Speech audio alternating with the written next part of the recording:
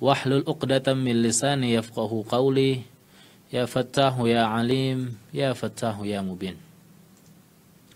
Hadirin si pemirsa dan juga pendengar dimanapun Anda berada, bersyukur kita kepada Allah Subhanahu wa Ta'ala, di mana pada saat sekarang kita ini Allah masih berikan kita peluang, Allah masih berikan kita kesempatan, Allah masih beri kita umur untuk apa?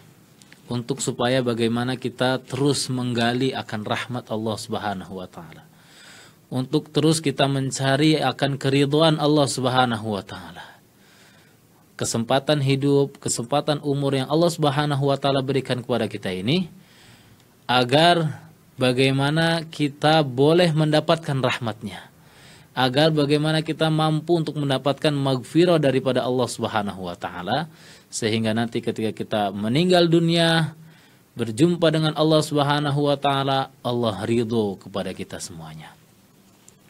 Nah, pemirsa, pendengar dimanapun berada, insyaallah pada kali ini kita akan meneruskan pembicaraan tentang hadis-hadis baginda Nabi SAW, meneruskan dengan pembicaraan hadis yang minggu lepas, hadis yang keempat.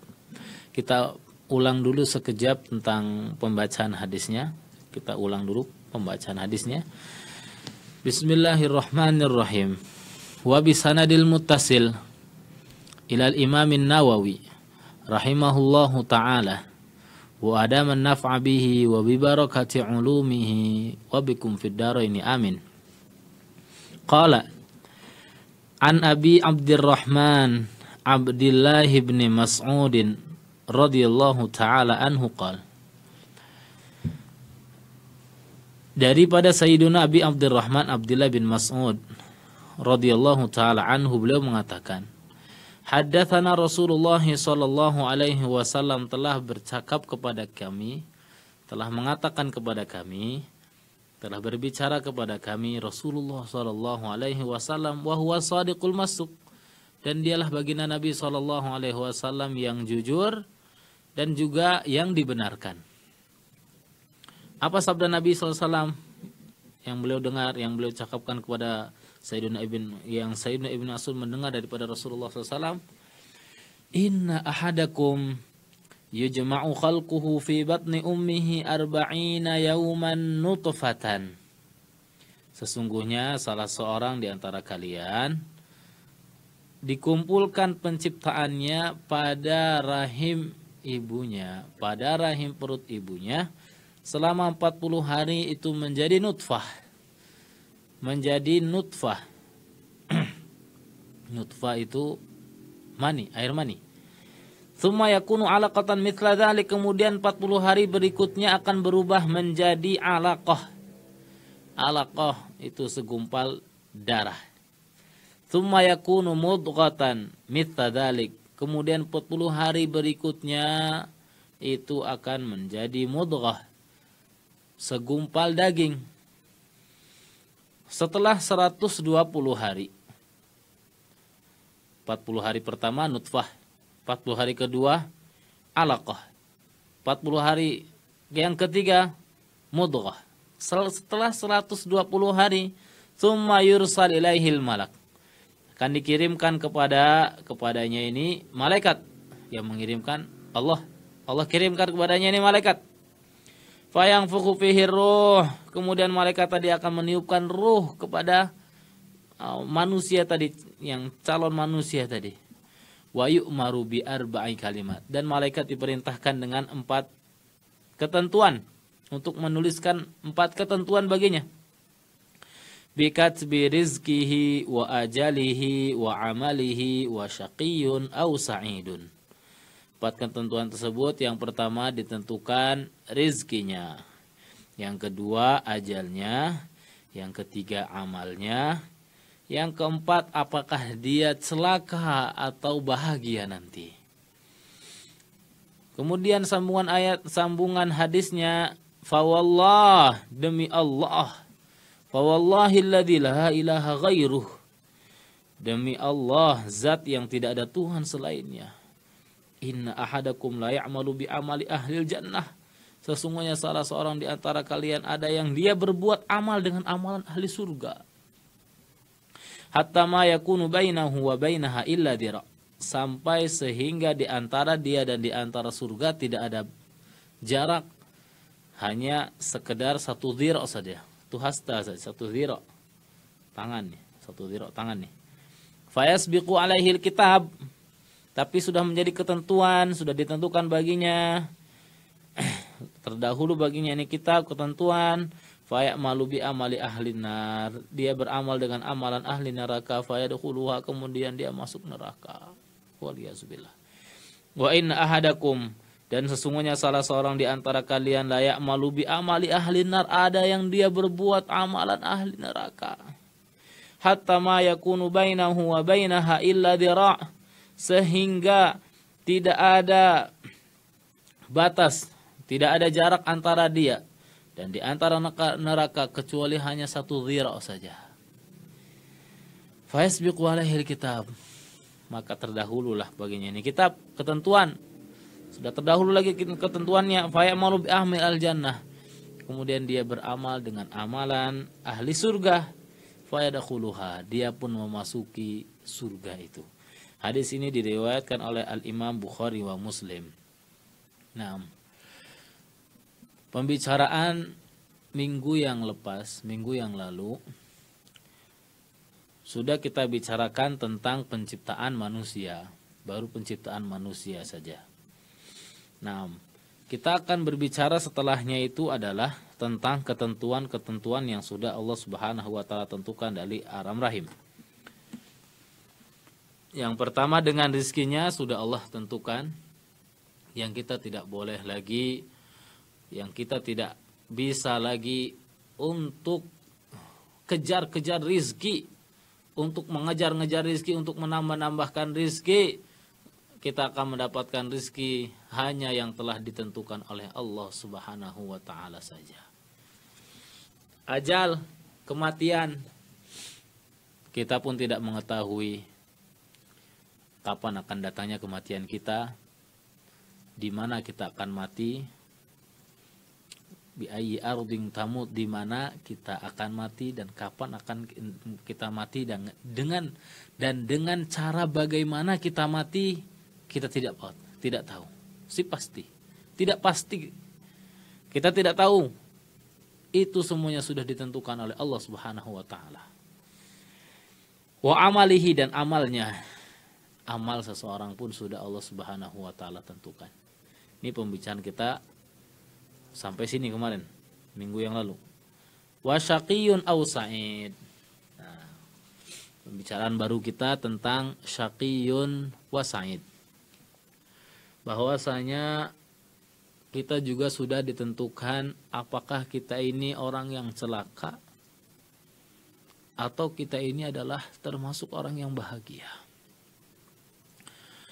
Di dalam Al-Quran juzuk 12 surah Hud mengenai tentang pembahagian orang yang celaka dan juga orang yang bahagia. Allah Subhanahu wa taala berfirman, faqala ta'ala, a'udzu billahi minasyaitonir rajim, bismillahirrahmanirrahim. Yauma ya'ti la takallamu nafsun illa bi'idnih, faminhum syaqiyyun wa sa'id.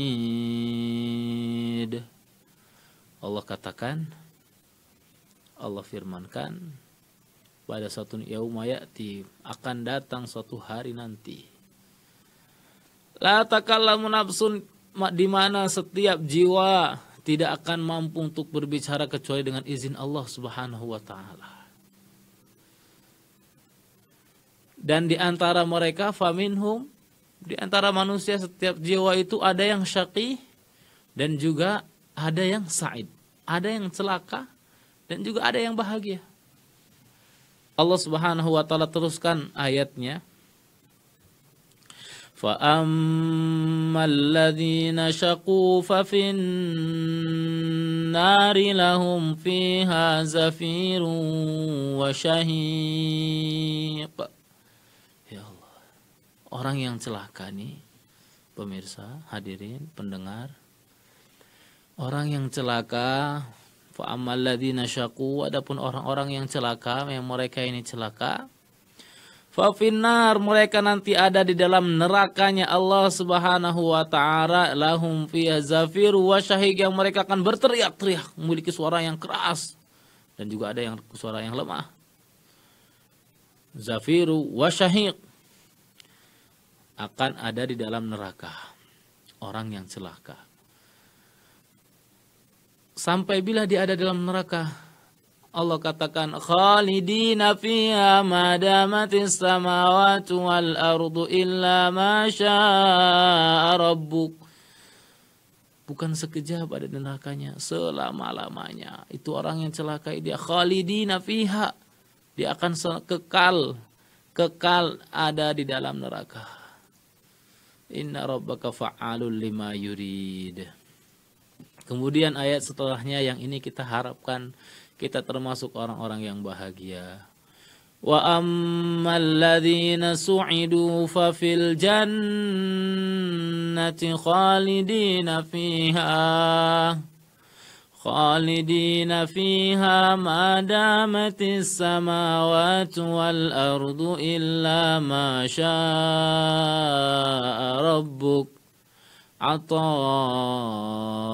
ghaira majdud. Adapun orang-orang yang bahagia nanti di akhirat, mereka nanti ada di dalam surganya Allah Subhanahu wa taala, sampai bila dalam surganya khalidina fiha, kekal ada di dalam surganya itu, kekal dalam kenikmatan. Masya Allah. Kita berharap yang senantiasa kita harapkan, kita ingin untuk menjadi orang yang Allah golongkan kepada orang-orang yang bahagia. Selalu kita minta kepada Allah SWT agar Allah golongkan kita menjadi orang-orang yang bahagia, yang Allah Subhanahu wa taala masukkan ke dalam surganya Allah Subhanahu wa taala. Allah katakan dalam ayat yang lain, fariqum fil jannati wa fariqum fis sa'ir. Segolongan manusia nanti di akhirat nih, ada yang ada dalam surga dan segolongannya lagi ada dalam sa'ir. Sa'ir itu ada di dalam neraka. Orang yang sukses, orang yang bahagia, orang yang mendapatkan keberuntungan adalah siapa? Faman zuhziha 'anil nar wa udkhilal jannata faqad faz. Siapa yang dijauhkan, faman zuhziha, barang siapa yang dijauhkan daripada neraka, wa udkhilal jannah, dan dia dimasukkan oleh Allah ke dalam surganya, dia nanti dia sungguh telah mendapatkan kesuksesan. Faqad faz, dia sungguh telah mendapatkan kesuksesan di akhirat nanti. Ini semuanya sudah ditentukan oleh Allah Subhanahu wa taala. Satu cerita tentang surga dan neraka yang sudah Allah Subhanahu wa taala tentukan kepada kita semuanya, apakah kita masuk ke dalam surga atau tidaknya. Cerita ini ada di dalam riwayat Imam Bukhari dalam sahihnya. Pun juga Imam Nawawi juga menukilnya di dalam kitabnya, Kitab Riyadhus Shalihin. Apa ceritanya? Suatu ketika baginda Nabi SAW berjalan dengan para sahabatnya. Berjalan-jalan suatu ketika itu melewati pekuburan. Maka baginda Nabi SAW berhenti di salah satu pekuburan, dan baginda Nabi SAW menancapkan tongkatnya. Ketika itu Nabi SAW membawa tongkat, SAW tancapkan tongkatnya ke salah satu pekuburan. Lalu terus baginda Nabi SAW bersabda kepada para sahabatnya, ma minkum min ahadin illa wa qad kutiba maq'aduhu minan nar wa maq'aduhu minal jannah. Tidaklah di antara kalian kecuali sudah Allah Subhanahu wa taala tentukan tempatnya ada di dalam surga atau ada di dalam neraka. Maka para sahabat Nabi Shallallahu Alaihi Wasallam ketika itu bertanya kepada Nabi Sallam, ya Rasulullah, afalana takir ala kitabiha. Wahai baginda, kalau begitu udah kita pasrah saja apa yang sudah Allah tentukan. Maknanya untuk apa lagi kita beramal, untuk apa lagi kita melakukan apa yang diperintahkan, menjauhi apa yang dilarangkan. Kalaulah sudah Allah Subhanahu wa taala tentukan tempat kita di neraka atau di surganya.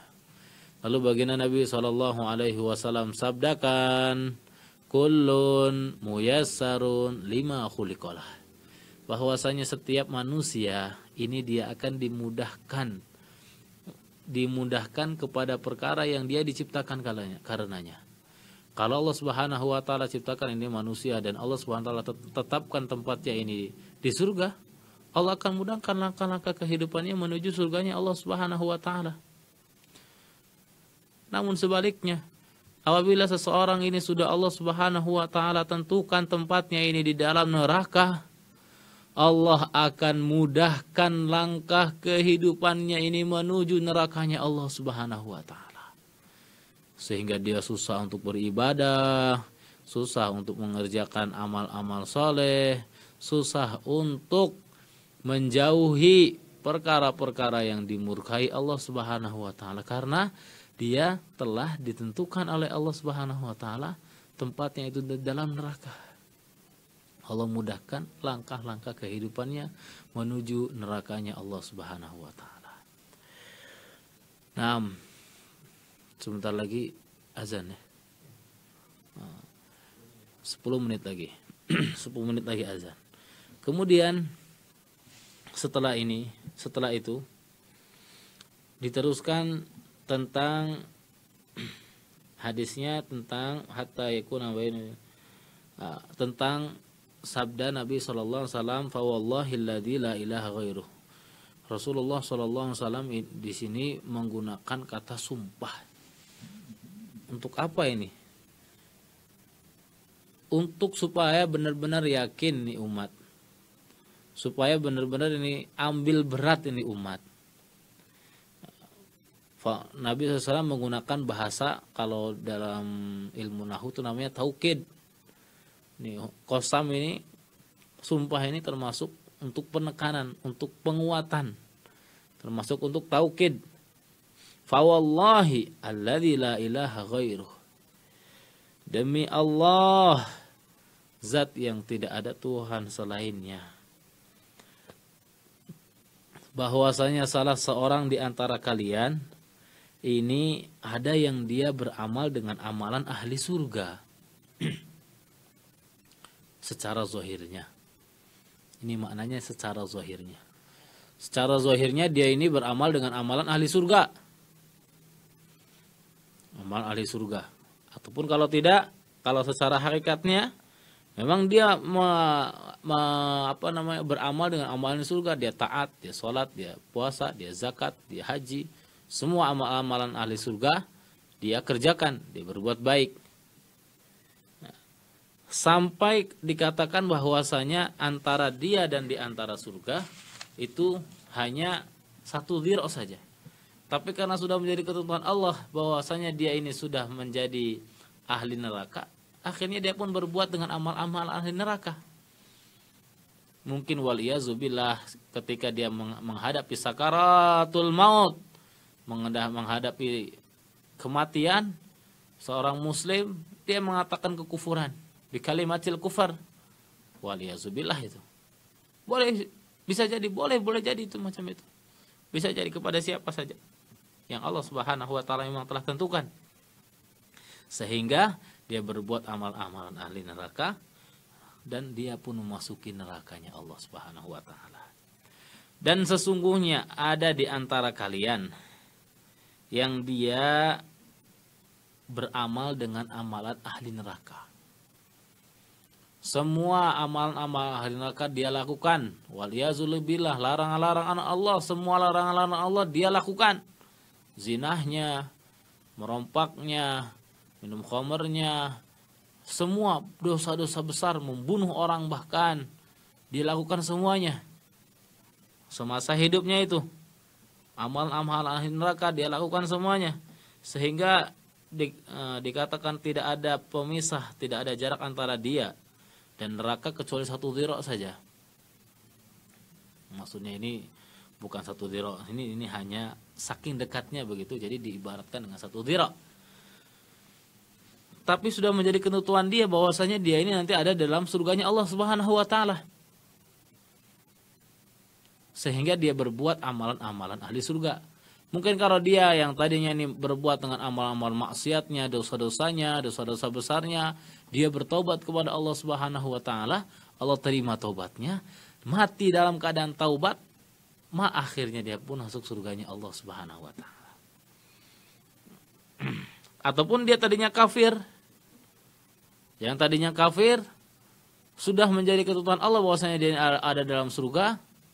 Akhirnya di penghujung kehidupannya, ketika dia mau mengalami sakaratul maut, dia mengucapkan syahadah.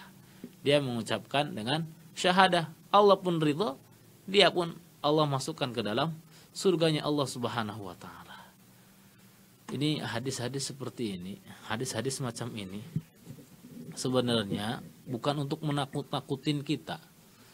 Bukan untuk menakut-nakutin kita sebagai kaum muslim, orang yang muslim, orang yang beriman. Wah, kalau gitu untuk apa lagi kita ini beramal kalau nanti kita ini takut di penghujungnya kita ini tidak seperti apa yang kita inginkan. Tidak, jangan sampai terasa macam itu. Karena dikatakan bahwasanya Al-mar'u mata ala ma'asha alaihi. Seseorang ini dia akan mati sesuai dengan kebiasaan kehidupannya dia. Kalau dia sepanjang kehidupannya dia ini taat kepada Allah Subhanahu wa taala, insyaallah di penghujung akhirnya pun dia akan taat. Sebaliknya, kalau sepanjang kehidupannya ini dia tidak taat, wal iyazubillah, kalau takut-takut nanti di penghujung daripada kehidupannya juga dia mati dalam keadaan maksiat. Senantiasa dia beralang-alik, senantiasa dia pulang pergi ke masjid, insyaallah dia mati di masjid, mati dalam keadaan taat.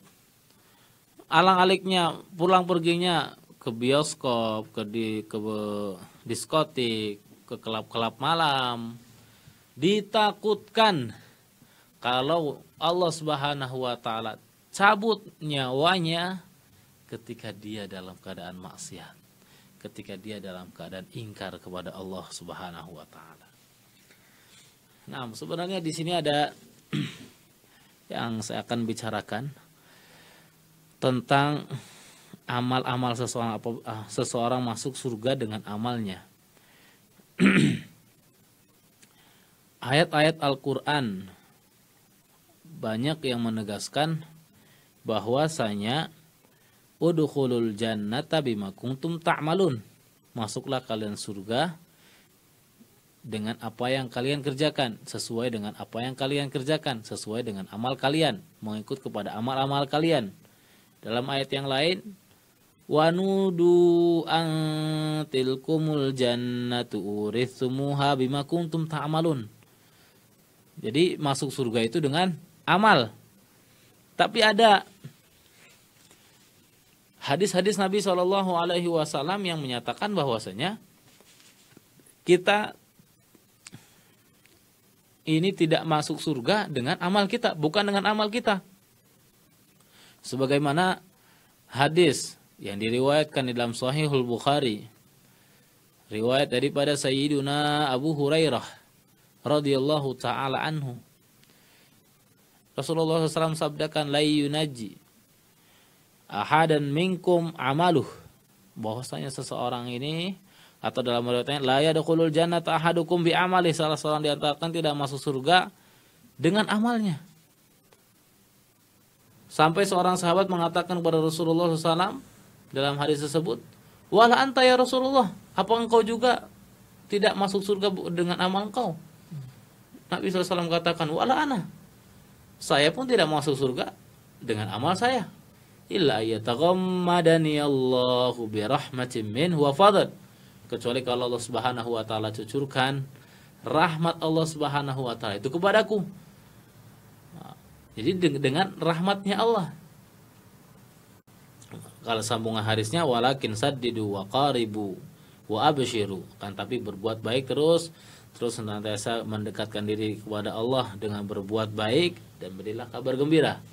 Nah, sepintas kalau kita tengok antara ayat-ayat tersebut dengan hadis yang kita riwayatkan, itu seakan-akan bertentangan.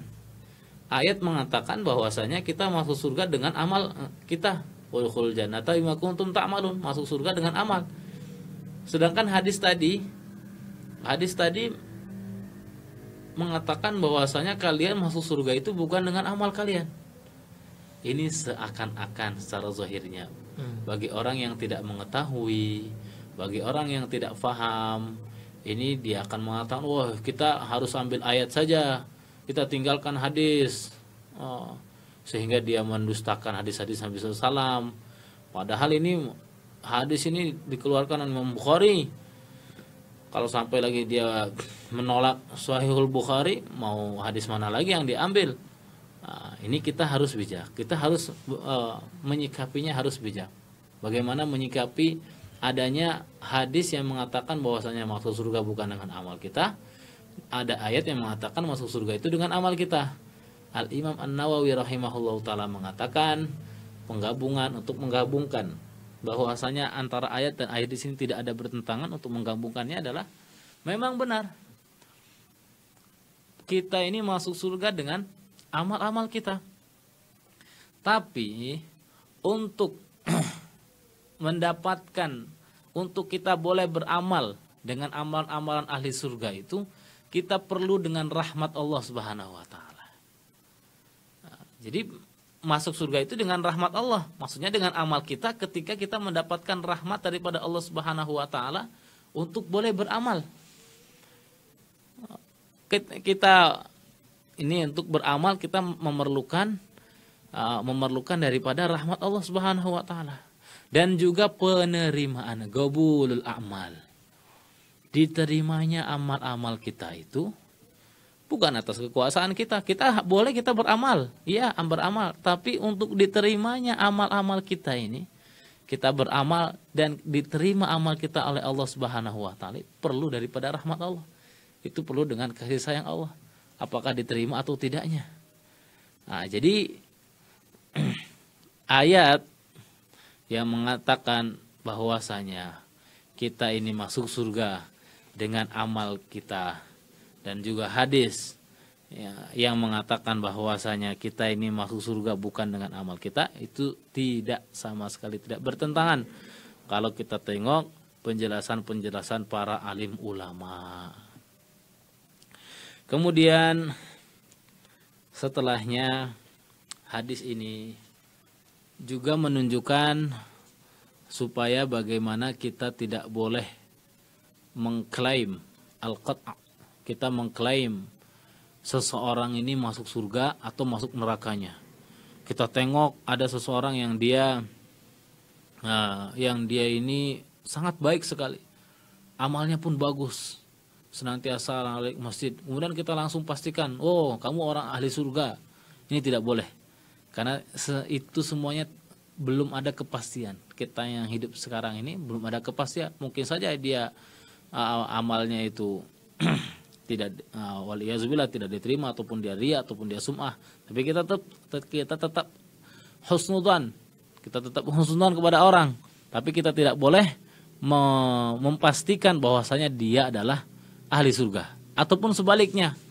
Karena kita tengok dia ini ahli maksiat, kita tengok dia ini kaki maksiat begitu, senantiasa bermaksiat, kemudian kita cam bahwasanya kamu ini adalah ahli neraka, kamu ini adalah penduduk neraka.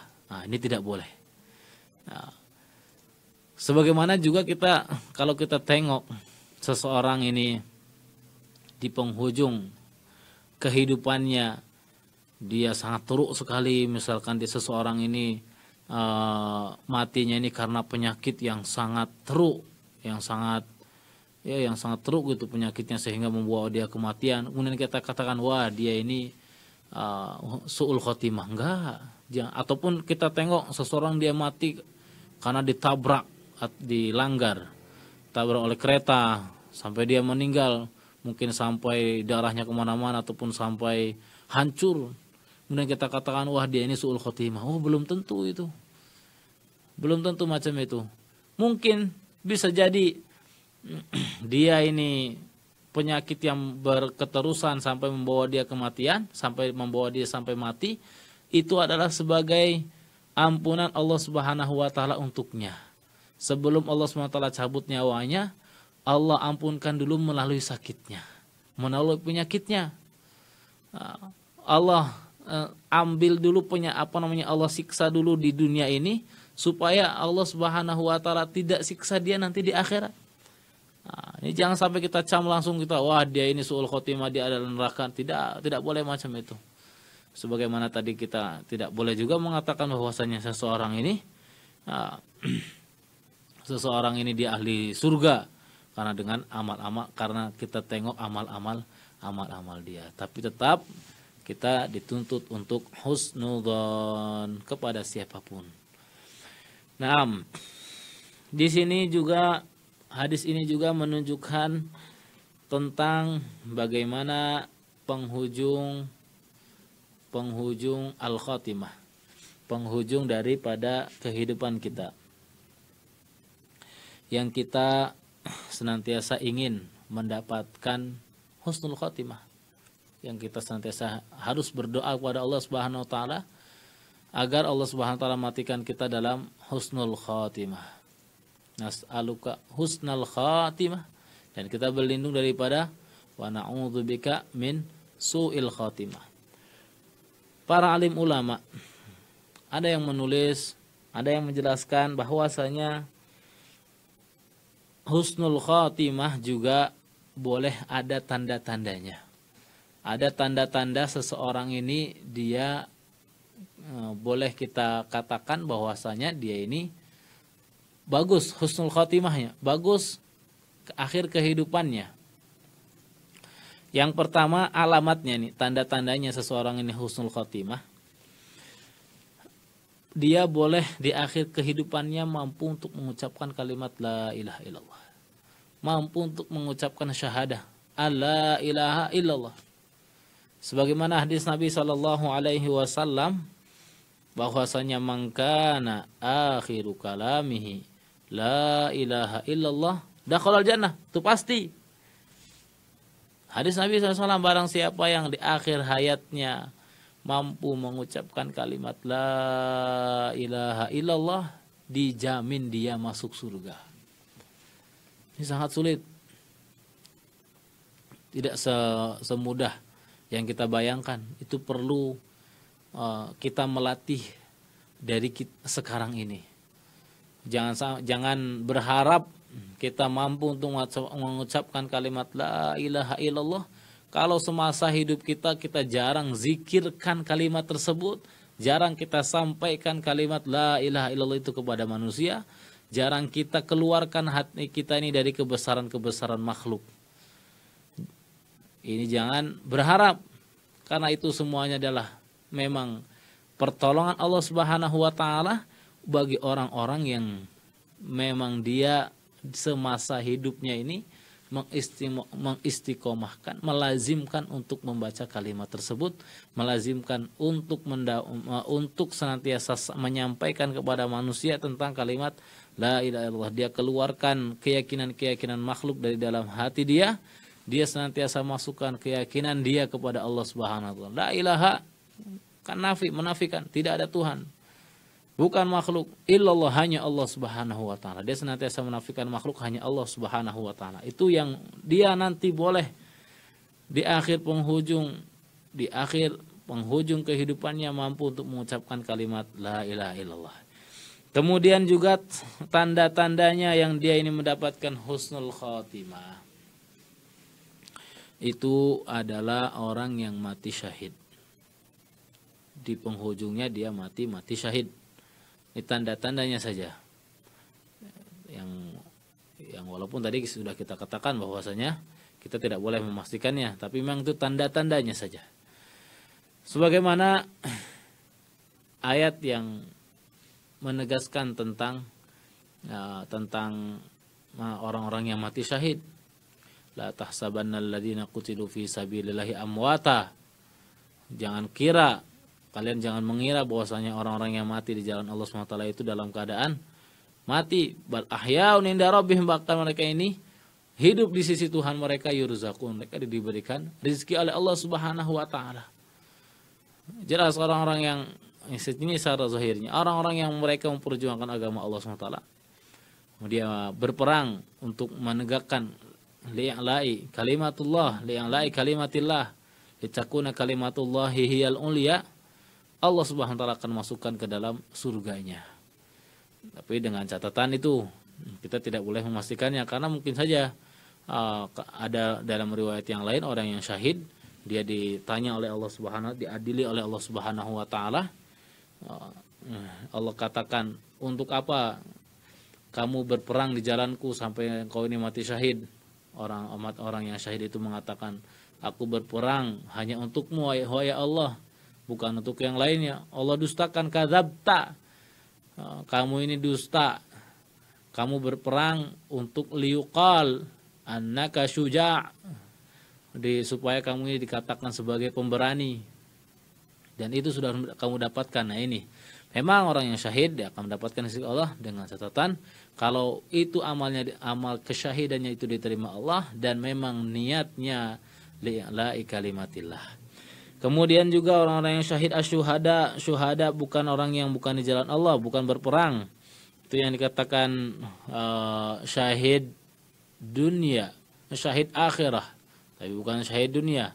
Dia tetap di dunia dimandikan, dikafani, dikuburkan.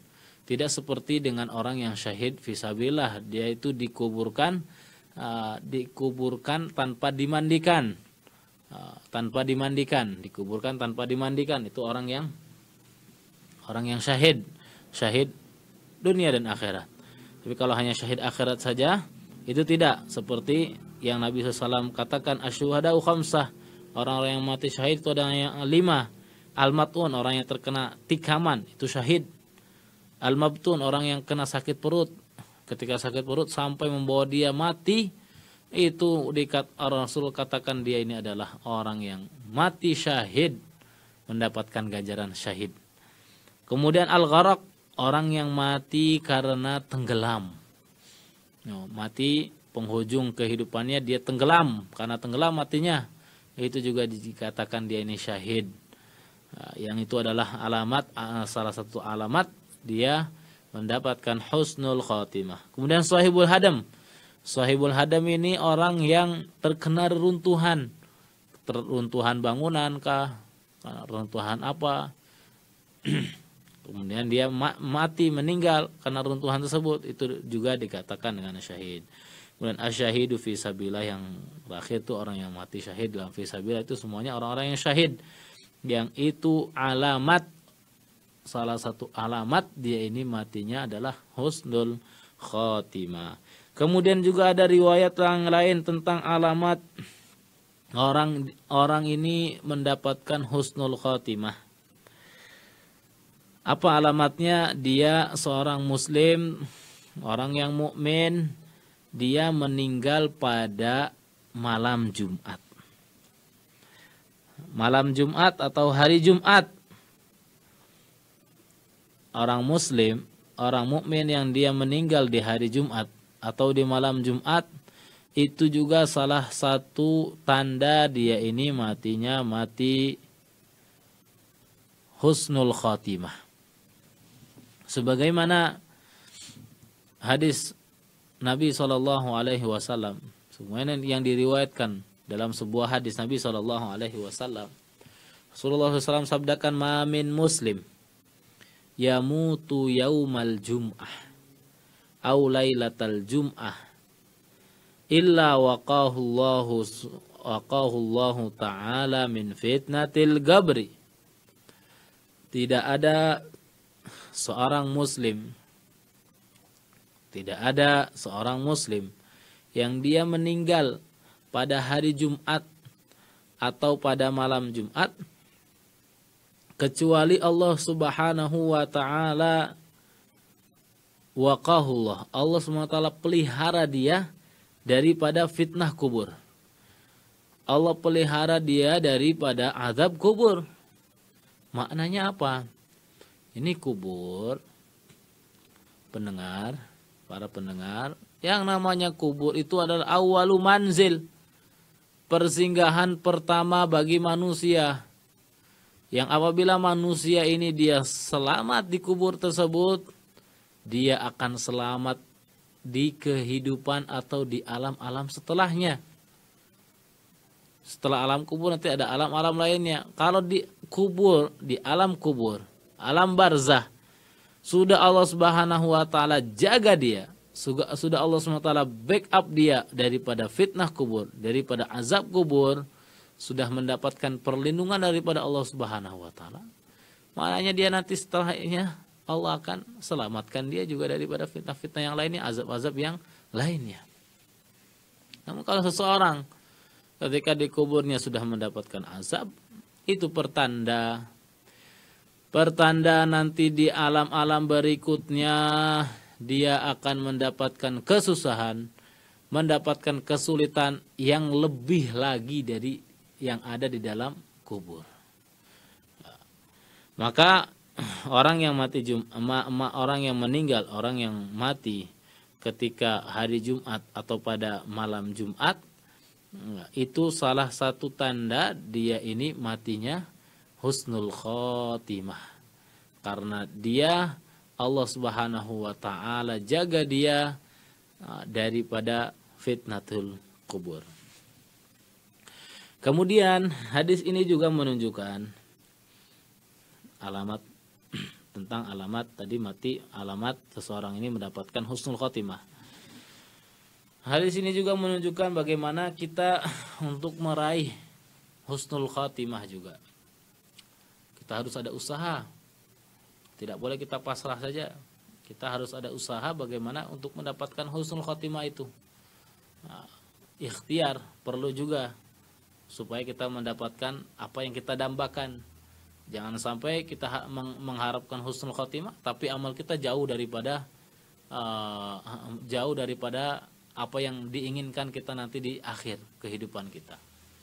Nah ini, para alim ulama juga memberikan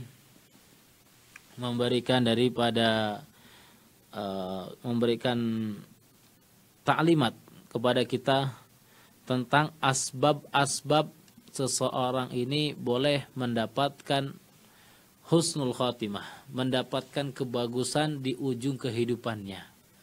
Di penghujung kehidupannya ini dia akan mendapatkan kebagusan. Apa saja?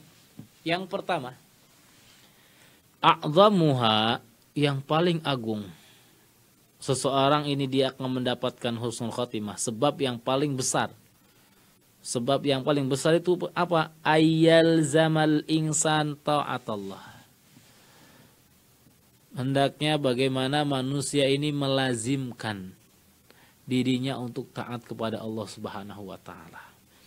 Jangan sampai terdetik di dalam hati kita ini akan bermaksiat kepada Allah Subhanahu wa taala. Kita lazim untuk senantiasa berbuat taat kepada Allah Subhanahu wa taala. Jangan sampai terdetik sedikit pun jangan. Kalaupun terjadi tergelincir, yang namanya manusia karena dia lupakah atau karena dia tersalahkah, maka jangan sampai ada di dalam hati kita ini rasa bangga dengan kemaksiatan yang kita buat. Karena kalau sudah bangga dengan maksiat yang kita buat, akan dilakukan lagi, akan terlakukan lagi itu maksiat, dosa tersebut akan terlakukan. Maka kalau kita ini sudah terbuat atau telah membuat satu dosa, satu kemaksiatan, cepat-cepat kita beristighfar kepada Allah Subhanahu wa taala, cepat-cepat kita taubat kepada Allah Subhanahu wa taala untuk kita meneruskan kehidupan kita agar senantiasa ada di dalam ketaatan kepada Allah Subhanahu wa taala, yang itu adalah salah satu asbab kita akan mendapatkan husnul khatimah. Yang ini sangat berat. Karena apa sangat berat? Karena kita harus melawan hawa nafsu. Hawa nafsu ini sangat berat sekali. Apalagi anak-anak muda, nafsunya sangat-sangat bergejolak. Kalau tidak mampu untuk menahan hawa nafsunya, tidak dibarengi dengan keimanan yang kuat, bisa tumbang kita dengan kemaksiatan, bisa tumbang kita dengan dosa. Dosa apalagi sekarang ini, subhanallah. Di zaman modern ini, kemaksiatan atau untuk melakukan dosa tidak perlu lagi untuk pergi jauh-jauh ke tempat diskotik, ke tempat kelab-kelab malam. Bahkan ketika sendirian pun, ketika kita sendirian pun, seseorang boleh terjerumus ke dalam dosa. Melalui handphonenya, melalui media yang dia pakai, hanya sekedar ketik saja. Dia ketik perkara-perkara yang haram, udah terlihat semuanya perkara-perkara yang haram, yang akan terus-terus menjerumuskan dia ke dalam kemaksiatan. Kalau dia senantiasa merasa tenang, merasa bahagia dengan perkara itu, wal iyazubillah. Wal iyazubillah kalau seseorang ini merasa tenang dengan kemaksiatan yang dia buat. Berlindung kita kepada Allah daripada perkara itu. Kalau seseorang sudah tenang, sudah asyik, kalau dengan bahasanya asyik dengan kemaksiatannya, tanda-tanda dia sudah Allah tutup dia hatinya, sehingga dia tidak melihat lagi kebaikan, sehingga tidak lihat lagi dia amal-amal yang apa yang harus dia perbuat. Yang dia pikirkan, yang dia renungkan adalah maksiat, yang terbesit dalam hatinya adalah maksiat. Yang senantiasa kalau dia terus turuti itu nafsunya, terus dia ikuti itu keinginannya, akan celaka dia. Ini zaman modern sekarang, zaman kita sekarang ini lebih mudah lagi untuk berbuat maksiatnya, lebih mudah lagi seseorang untuk berbuat dosanya. Tapi juga lebih mudah juga untuk berbuat kebaikannya. Kalau kita mampu untuk mengendalikan hawa nafsu kita mampu untuk mengekang hawa nafsu kita pun lebih mudah untuk mengambil kebaikan-kebaikan daripada media-media yang ada. Dengan media mungkin boleh kita mendengarkan kajian-kajian ilmiah. Dan dengan media yang kita miliki ini, boleh kita mendengarkan ayat-ayat Allah, mendengarkan hadis-hadis Nabi SAW, mendengarkan daripada perkara-perkara yang diridhai Allah Subhanahu wa taala, melihat, menonton perkara-perkara yang diridhai Allah Subhanahu wa taala. Jadi media yang ada kita sekarang ini tergantung seseorangnya. Kalau seseorangnya itu cenderungnya kepada perkara-perkara yang negatif, boleh membinasakan dia. Tapi kalau orang yang dia ini senantiasa pikiran positif, senantiasa baik orangnya ini, akan membawakan dia juga ke dalam kebaikan yang alfi khair, ribuan, jutaan kebaikan yang boleh dia dapat. Dia boleh lihat ustadz dari manapun, dia boleh lihat bagaimana yang boleh membendingkan hati dia untuk mendengarkan ayat-ayat Allah dan juga hadis-hadis Nabi SAW. Itu a'zamuha, yang paling besar adalah untuk melazimkan taat kepada Allah Subhanahu wa taala. Kemudian yang kedua, itu dengan istiqomah. Melazimkan taat, kemudian istiqomah. Istiqomah itu continue. Dalam Al-Quran Jadi Allah Subhanahu wa taala firmankan, innal ladzina qalu rabbunallahu thumma istaqamu tatanazzalu alaihimul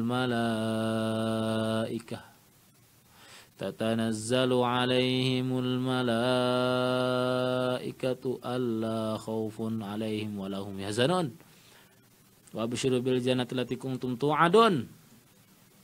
Naam. Orang yang istiqomah, innal ladzina qalu rabbunallah tsumma istaqamu. Sesungguhnya orang-orang yang mereka mengatakan Allah, mereka mengatakan Tuhan kami adalah Allah. Tsumma istaqamu, kemudian dia istiqamah. Dia istiqomah ini nanti di penghujung kehidupannya tatanazzalu alaihimul malaikah. Para malaikat ini akan turun. Tatanazzalu alaihimul malaikah. Kita berharap untuk boleh istiqomah dalam setiap amal-amal kita, sehingga di penghujung kehidupan kita ini mendapatkan husnul khotimah. Kemudian yang ketiga, pendengar yang masalah. Yang ketiga adalah husnul dzanni billah. Bagaimana kita senantiasa berhusnul dzan. Apa itu husnul dzan? Berprasangka baik kepada Allah. Ini salah satu amalan yang penting juga bagi setiap muslim, bagi setiap mukmin. Harus ada husnul dzanni billah. Berprasangka baik kepada Allah Subhanahu wa taala. Karena Allah Subhanahu wa taala itu bersama dengan persangkaan hambanya. Allah katakan ana inda dzanni abdi bi. Aku ini ada bersama persangkaan hambaku. Kalau dia bersangka baik, Allah akan berbuat baik juga. Falyadzunna masya. Bersangkalah sekehendaknya. Kalau kita berprasangka baik, akan baik juga. Tapi waliyazubillah kalau prasangka kita buruk pun juga Allah SWT akan berikan keburukan kepada kita. Senantiasa husnudzan. Kemudian bagaimana dalam kehidupan kita supaya husnul khotimah, senantiasa ada takwa. Ada ketakwaan dalam diri kita. Dalam hati kita ada ketakwaan. Kemudian yang keempat, ini sudah mau akhir. Yang keempat adalah ada rasa sidik. Ada rasa jujur. Memiliki sifat jujur. Allah SWT firmankan, ya ayyuhalladzina amanu taqullaha wa kunu ma'as shadiqin. Setelah takwa, baru kita dituntut agar kita ini menjadi orang yang shadiq. Kita senantiasa bersama orang yang jujur dengan diri kita, jujur dengan orang lain, jujur juga dengan Allah Subhanahu wa taala.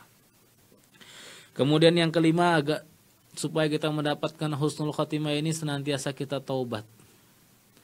Senantiasa kita kembali kepada Allah Subhanahu wa taala. Allah Subhanahu wa taala ini perintah Allah. Ya ayyuhalladzina amanu tubu ilallah. Wahai orang yang beriman, bertobatlah kalian kepada Allah. Perintah ini, taubat ini. Jadi jangan sampai kita meremehkan perkara taubat ini. Nanti saja.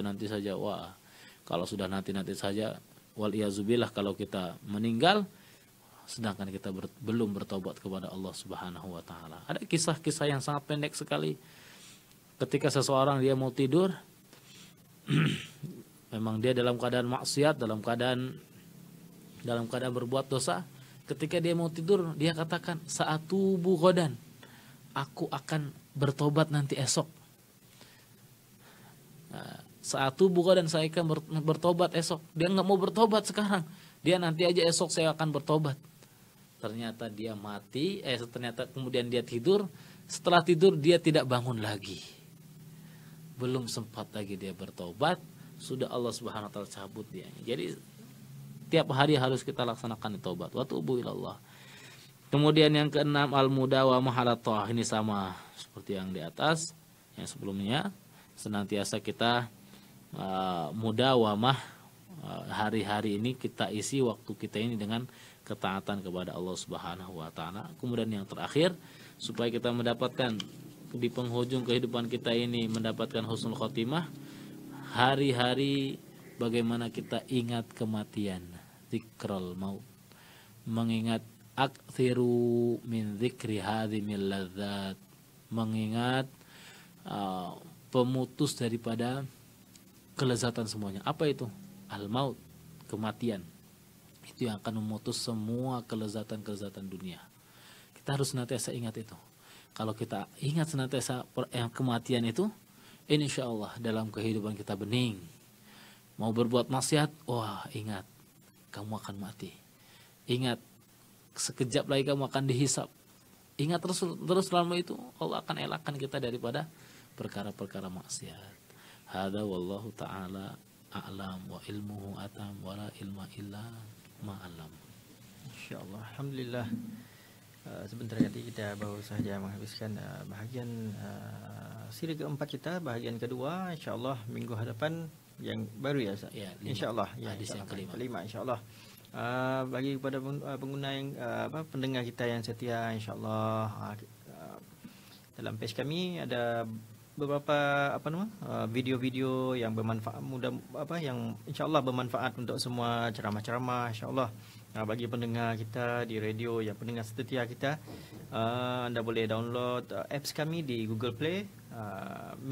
Type saja MDS Media di ruang carian, InsyaAllah install di handphone anda. Kemudian boleh mendengar kami secara online 24 jam InsyaAllah. Itu saja untuk malam ini. InsyaAllah kita berjumpa lagi bersama dengan Ustaz Hasanuddin Ma'nun Al-Hafiz. InsyaAllah Ustaz, minggu depan InsyaAllah ya. Teruskan kepada minggu depan. Nanti minggu depan akan bertajuk tentang bid'ah. Nah, Masya Allah. Itu agak berat Ustaz. Masya Allah. Agak berat. InsyaAllah. Tapi InsyaAllah akan kita bahas sesuai dengan apa yang ada di dalam sini. InsyaAllah. Hingga berjumpa lagi minggu depan InsyaAllah. Assalamualaikum warahmatullahi wabarakatuh. Waalaikumsalam warahmatullahi wabarakatuh.